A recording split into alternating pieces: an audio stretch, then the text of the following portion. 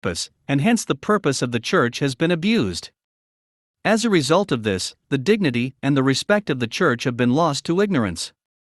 The church no longer has a say in the society anymore because the church has lost track of her purpose.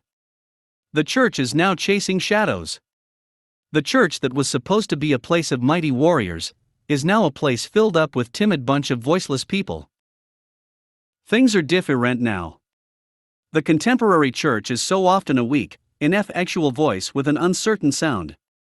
It is so often the arch supporter of the status quo. Far from being disturbed by the presence of the church, the power structure of the average community is consoled by the church's silent and often vocal sanction of things as they are. Martin Luther King Jr. No other factor could be ascribed to this effect except for the fact that the church of today is ignorant of her purpose. The church is ignorant of the course for which it was created.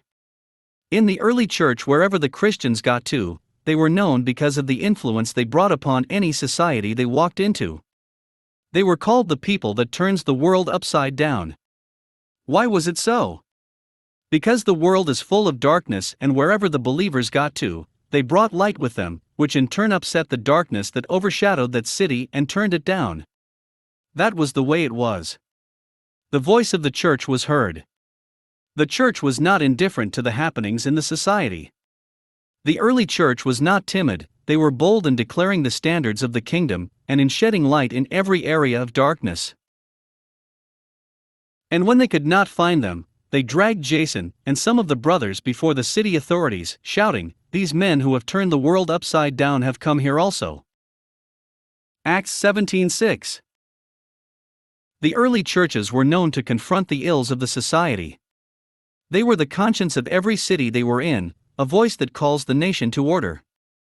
They never kept quiet at the torts going on in the society. Even to the point of death, they challenged the violation of the principles of God. They never kept to the societal status quo. They had only one standard, and that standard was the Bible. What then have become of the church of today?